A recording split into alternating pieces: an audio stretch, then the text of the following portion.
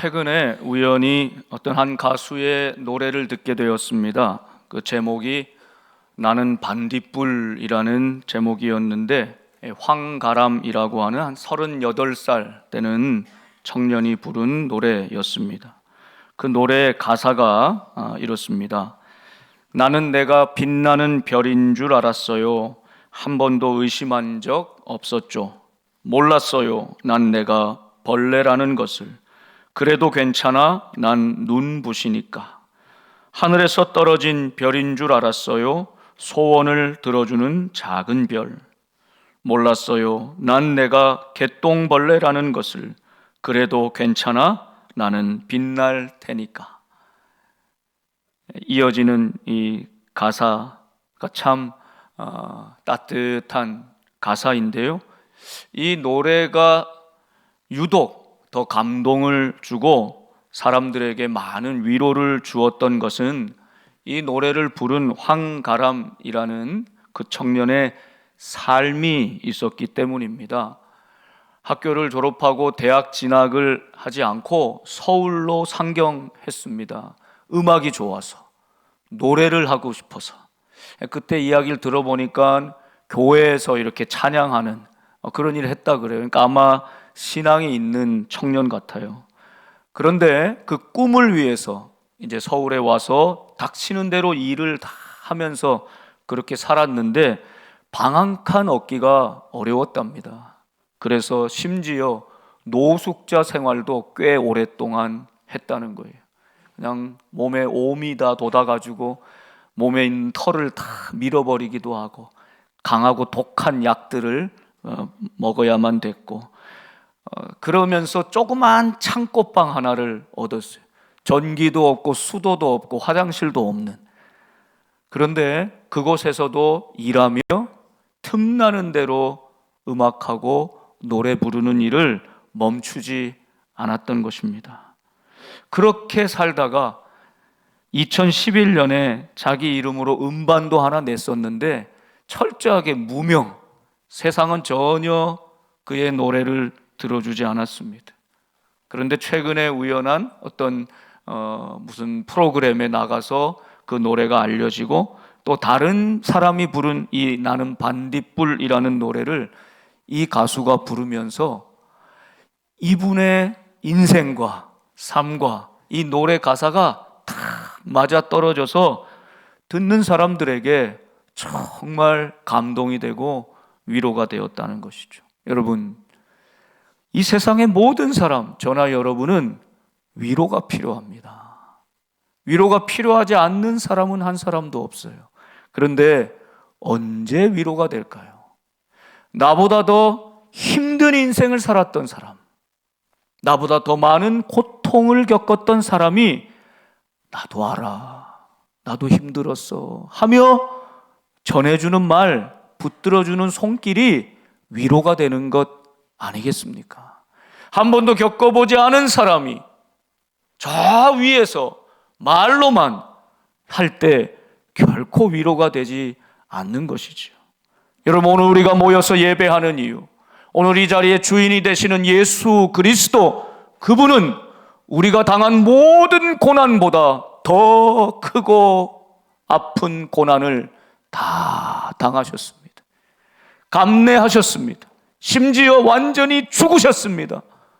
그리고 그 모든 고난과 죽음마저도 이기고 부활하셨기에 그분의 말씀이, 그분의 삶이 오늘 우리에게 위로가 되는 줄 믿습니다.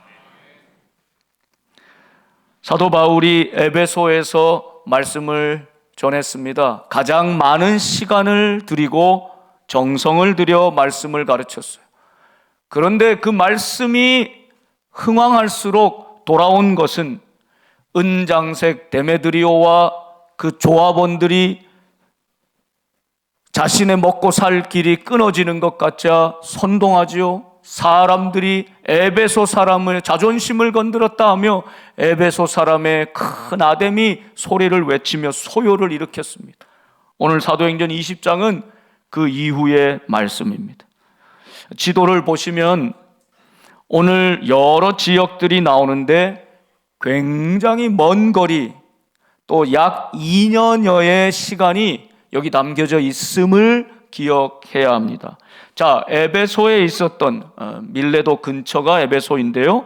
에베소에 있었던 바울이 그곳에서 작별하고 마게도냐로 건너갑니다. 마게도냐는 큰 유럽 대륙을 이루는 말인데 여기에 빌립보, 베레아, 데살로니가 이런 도시가 있었지요. 그리고 거기서도 떠나서 헬라에 갔습니다. 헬라가 어디입니까? 그리스예요. 그리스. 그리스에서 아마도 바울은 고린도를 중심으로 머물렀을 것입니다. 그곳에서 로마서도 기록하였을 것이다 추정합니다. 그리고 나서 본래는 수리아, 예루살렘 좀 위쪽에 수리아로 배를 타고 돌아올 예정이었는데 유대인들이 하도 바울을 죽이려고 공모하고 쫓아오니까 저 위 육로를 택해서 다시 마게도냐로 거쳐 돌아가기로 작정합니다. 자, 그리고 드로아로 건너가서 사람들을 만나게 되는 여정이죠. 그런데 그 드로아에 먼저 가 있던 사람들 오늘 4절 말씀은 소개하고 있어요.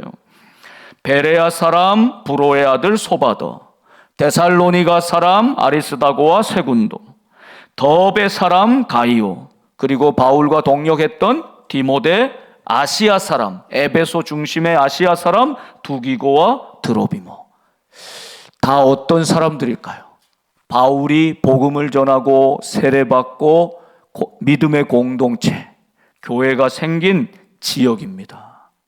바울의 사랑과 눈물과 땀이 맺혀진 결실이었습니다. 여러분, 오늘 우리가 눈물로 자녀들을 키우고 이렇게 장학생들을 세우고 키울 때 우리는 지금 다 알 수 없지만 훗날 하나님께서 귀하게 쓰시고 믿음의 사람들로 만들어 가실 줄 믿습니다. 바울의 눈물과 그 열정은 결코 헛되지 않아서 벌써 이렇게 귀한 믿음의 사람들을 만들어내고 있음을 보게 되는 것이죠.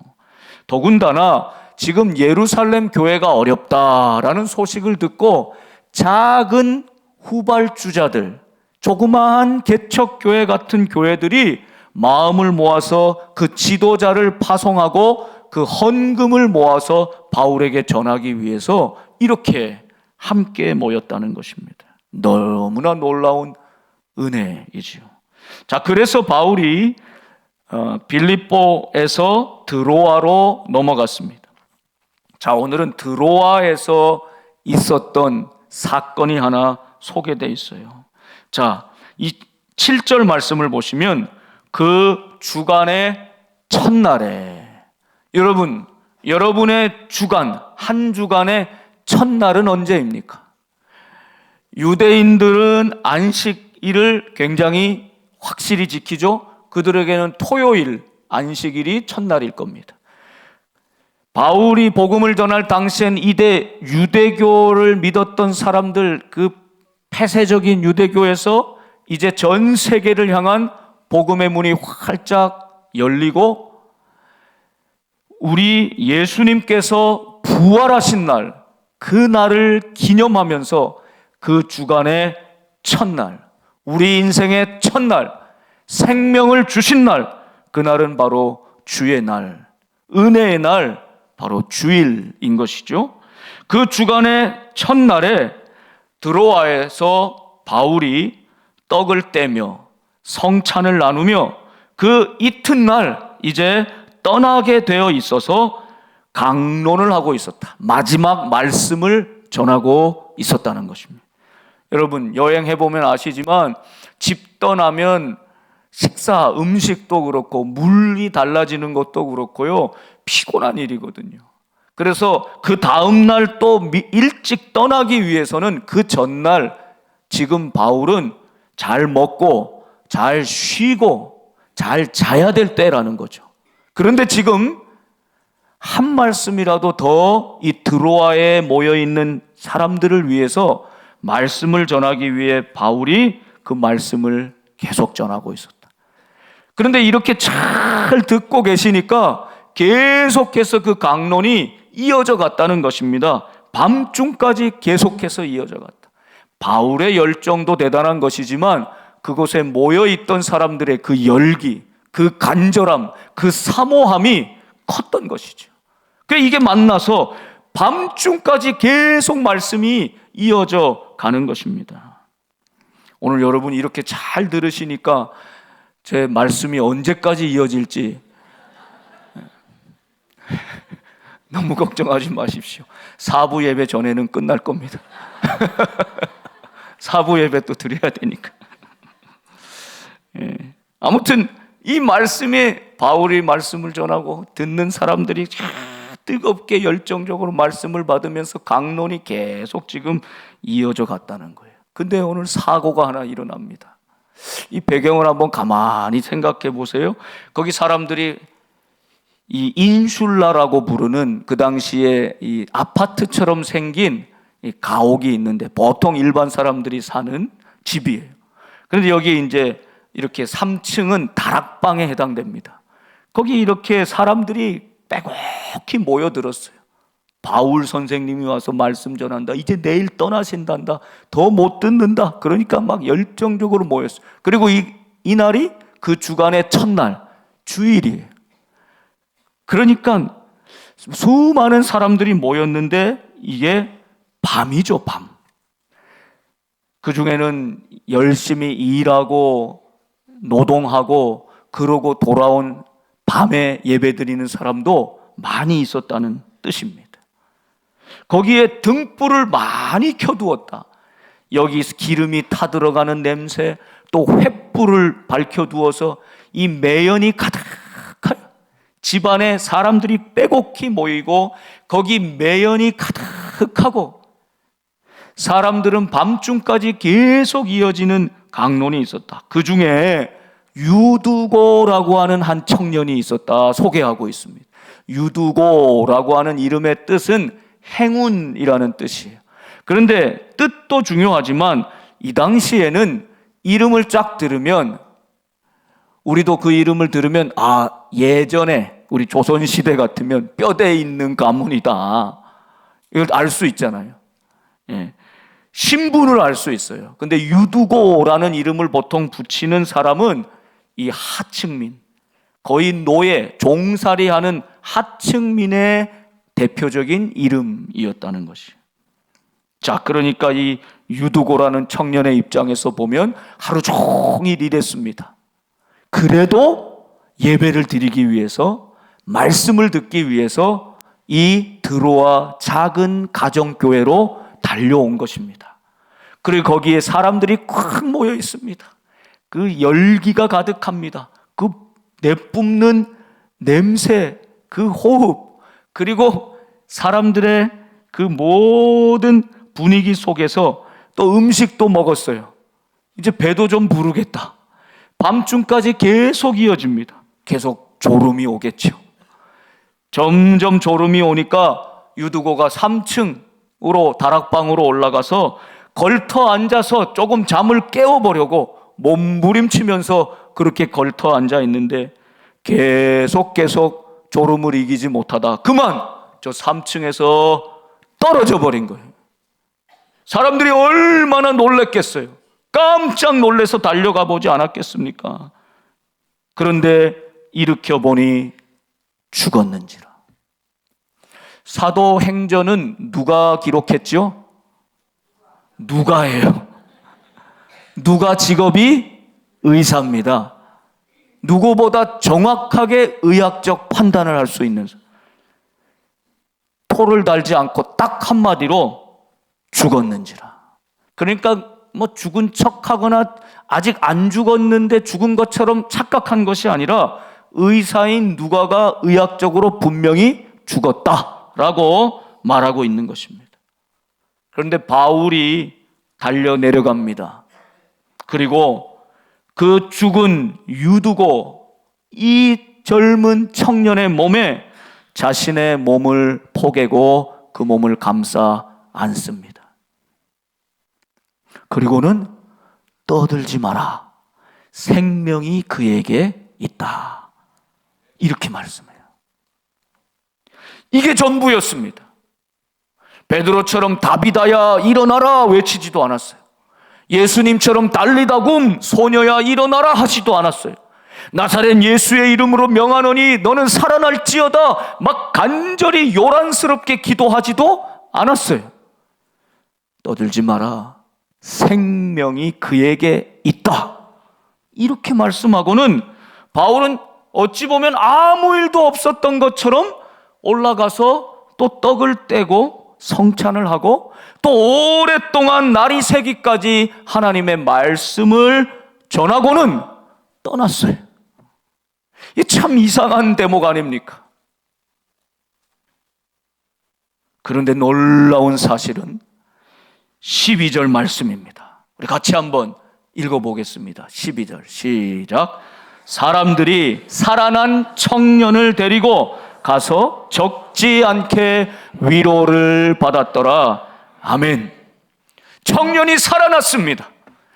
죽은 줄 알았던, 죽었던 유두고가 살아났습니다. 여러분, 이 날은 무슨 날이라고요?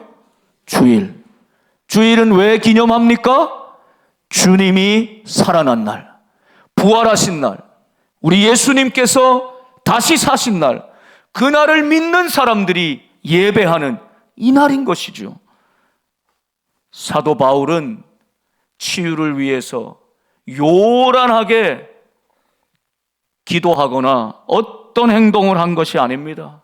다만 죽은 그의 몸에 내 안에 계신 예수 그리스도, 부활하신 생명의 주님, 그분을 믿는 사도 바울이 그 위에 엎드려 죽은 유두고를 품에 안는 것입니다. 죽음 가운데 생명이 지금 역사하고 있는 것이죠. 그리고는 떠들지 마라, 생명이 그에게 있다.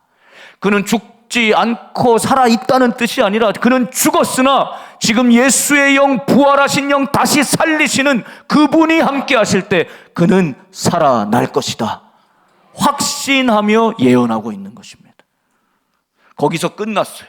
그리고 바울은 완전히 하나님께 믿고 맡기고 그는 여전히 하던 일을, 말씀을 전하고 성찬을 베풀고 그 다음날 이른 시간 떠났다는 것이, 놀라운 사실은 이 청년이 살아난 것입니다.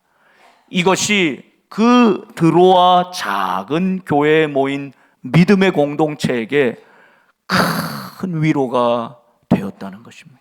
여러분, 어떤 위로였을까요? 정말 이 안타까운 청년이, 피곤한 육신을 이끌고 예배드리러 왔던 이 청년이 그냥 말씀을 듣던 중에 그냥 깊이 잠들다가, 우리도 한두 번씩은 다 그런 경험이 있잖아요. 그러다가 떨어져서 그만 죽었어요. 얼마나 비극적인 사건입니까? 교회에 큰 시험이 일어날 문제가 발생한 것 아닙니까? 그런데 아무 일도 없던 것처럼 생명이 그에게 있다 하는 바울의 이 한마디, 그리고 그 생명의 주인이신 예수님께서 그의 인생 위에 함께 해주실 때 그 청년은 살아난 것입니다.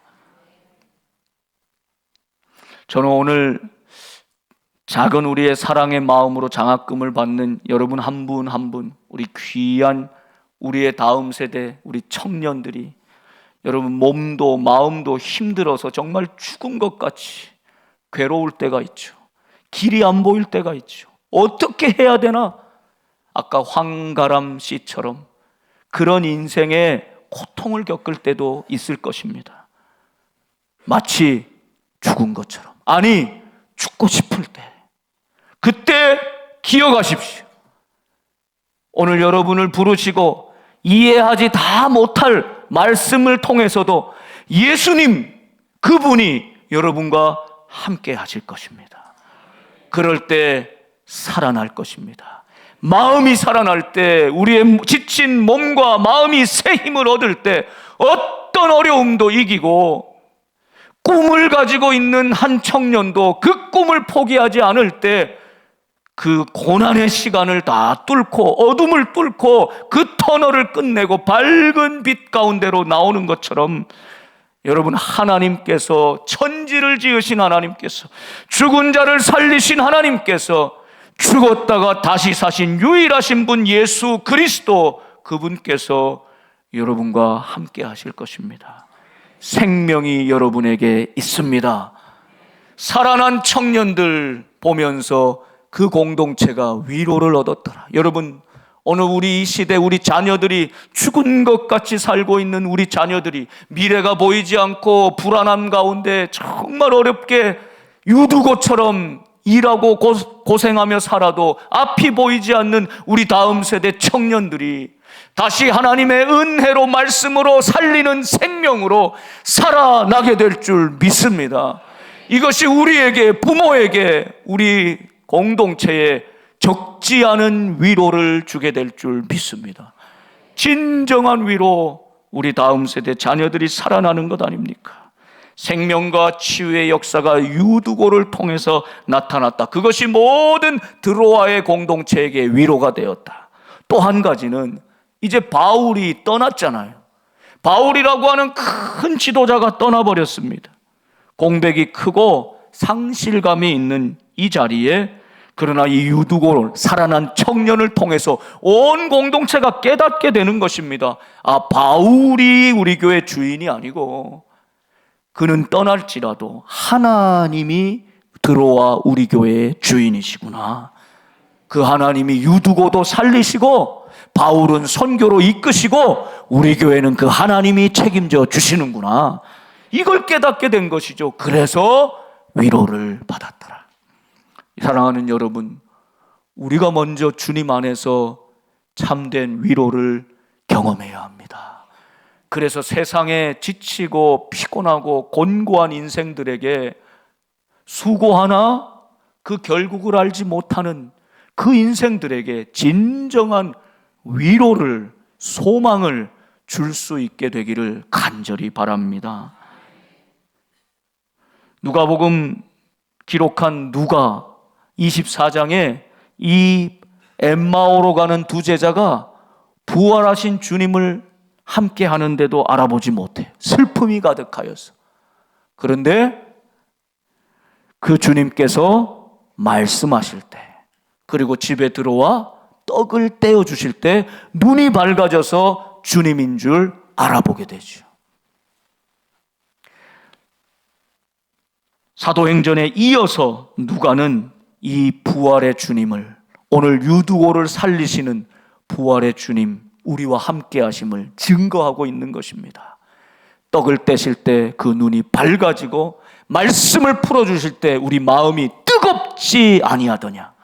여러분, 주님이 우리와 함께 하셔서 큰 위로를 받아서 우리 눈은 밝아지고 우리 마음은 다시 한번 뜨거워지는, 다시 살아나는 우리 저와 여러분 될 수 있기를 바랍니다. 오늘 드로아에서 있었던 이 작은 사건은 교회가 무엇인가를 다 보여주고 있습니다. 주일에도 쉼 없이 하루 종일 일한 사람이라도 함께 와서 예배 드릴 수 있는 곳, 교회라는 것입니다. 우리가 하나님을 중심으로 그 부활하신 주님을 예배하는 것, 교회인 것입니다. 하나님의 말씀을 바울은 떠나기 전까지 새벽까지 강론하고, 그 말씀을 받는 사람들은 사모함으로, 간절함으로 그 말씀을 받는 그곳이 교회라는 것이, 하나님의 사랑으로 식사를 서로 나누고 떡을 떼는 공동체, 교회라는 것입니다. 그 주님의 죽음과 다시 사신 부활을 기념하는 그 예배, 바로 교회라는 것입니다. 이 드로아 작은 교회에서 있었던 모습이 한국교회 초창기 교회의 모습이고, 오늘 우리 복된 교회 점점 희미해져가고 간절함과 사모함이 사라져가는 이 시대에 우리 복된 교회 성도들의 예배가 되고 우리 교회가 될 수 있기를 간절히 사모합니다. 한국교회 초기에 백정도 천민도 오늘 유두고처럼 함께 달려와서 함께 예배드렸습니다. 주님의 살과 피를 함께 나누었습니다. 그때는 한국교회가 정말 시퍼렇게 살아있었습니다. 그래서 세상의 등불이 되고 세상의 소망이 되었습니다. 교회밖에 세상에 소망을 주는, 위로를 주는 곳은 없었습니다. 그런데 오늘 우리의 삶은, 우리 세상은 어떠합니까? 교회가 정말 세상에 위로를 주고 있습니까? 세상에 소망이 되고 있습니까? 오늘 우리에게 이유두고회만큼의 우리 초대교회로 몰려들었던 우리 귀한 믿음의 선배들의 간절함, 사모하는 심령이 회복되어서 그 사랑으로, 그 은혜로 받은 은혜, 세상의 위로자가 되어주고 위로가 필요한 이 시대에 위로를 나누어 줄 수 있는 저와 여러분, 우리 복된 교회가 되기를 주님의 이름으로 축복합니다.